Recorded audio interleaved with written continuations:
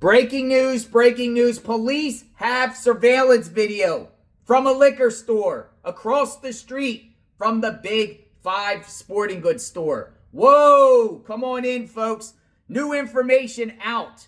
The attorney, Vincent Hughes, speaks to the media again, and he shares new information I'd like to share with all of you. We're talking about the case of Emmanuel Haro, the little 7-month-old boy who vanished sometime in the past. We just don't know a date. According to the mom, Rebecca, this little boy was kidnapped in a parking lot at the Big Five in Yucaipa, California last Thursday, a little after 7 p.m. And went on TV, the mom and the dad, Jake, and said it was a kidnapping. Someone has their child. Almost everyone around the country does not believe that story. So the father retains an attorney by the name of Vincent Hughes. Believe it or not, Vincent Hughes actually is the same attorney that represented Jake Haro from his child cruelty case. That has been revealed tonight, too. Well, he shares to the media directly across the street from the Big Five, there's this liquor store, and it's right here. Party Pantry. And police have the footage.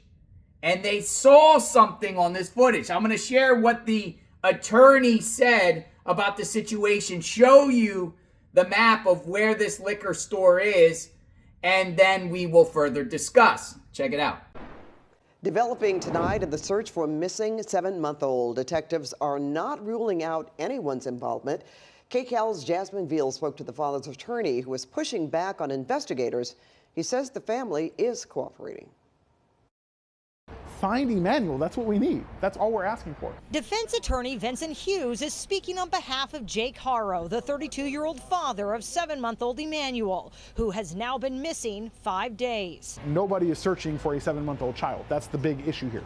Jake's wife, Rebecca, says someone punched her and took her baby as she was changing his diaper in a Yucaipa parking lot around 7:30 p.m. last Thursday. Hughes says since that night, San Bernardino County Sheriff Department investigators have turned their focus on the couple, including Haro's criminal past, and accusing them of not cooperating in the investigation. But there was a conviction for child cruelty, which Jake is not running from. He's not hiding from his record. It's publicly available information. Records show Haro had a 2023 conviction for willful child cruelty from a felony complaint filed in Banning in 2018 that lists him as a co-defendant with his then wife Vanessa. Hughes represented him in that case. There is no nexus between that case and this case here, and he should not be judged based on his past. Hughes says he's a good father and loves his 2 children with Rebecca. Social workers did remove a 2-year-old from the couple's cabazon home. This after they say they confronted Emmanuel's mother with inconsistencies in her account of what happened, and they have not ruled out anyone's involvement. Not one thing has been cited as an inconsistency.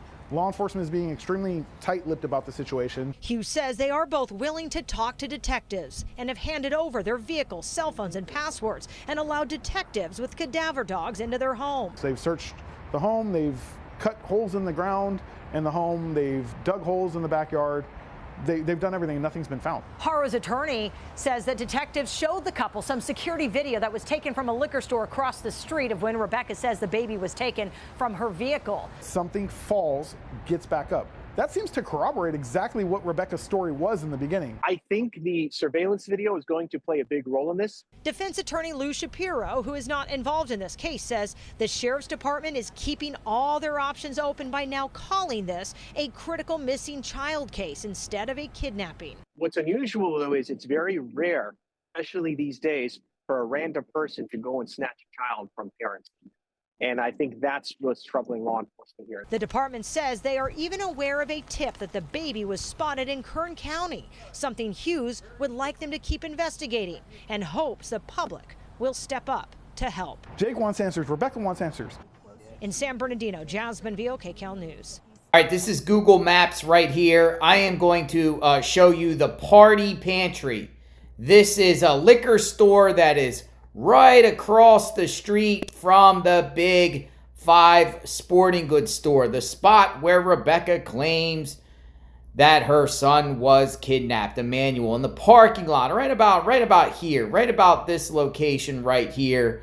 As the grandmother pointed out, they were parked right in front of the store there. Now, let's go back over across the street. The Party Pantry. That's where we're at here. And this is a liquor store. And as you heard the attorney, Vincent Hughes, say that there was surveillance across the street at a liquor store. This is a liquor store here that is across the street. It's called the Party Pantry. They advertise here, liquor. You see there, liquor, Party Pantry, liquor. So with this location here, if you go over here to the Party Pantry, and I'll spin the camera around. So here's the Party Pantry. Here's the street, right? Yucaipa. And then boom, there it is. There it is right there. Big 5.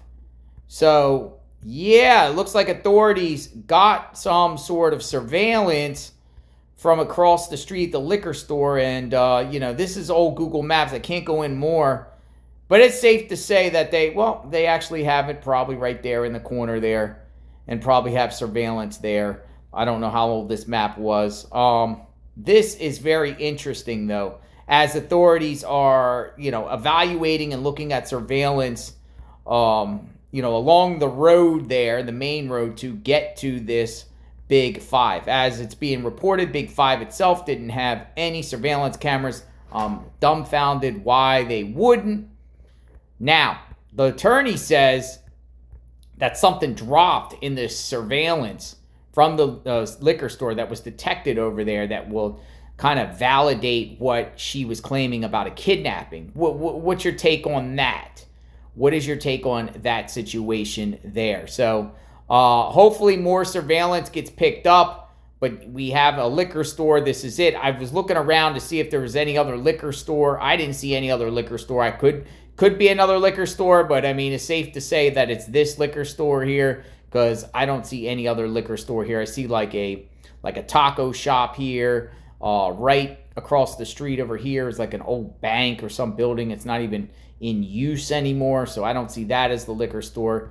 Going down here a little bit past the, but see this liquor store here, let me go back here, is literally at the cameras. If the cameras of the door facing out, it does literally face out right where the location is where she claims Emmanuel was kidnapped. So it puts a lot different in perspective here.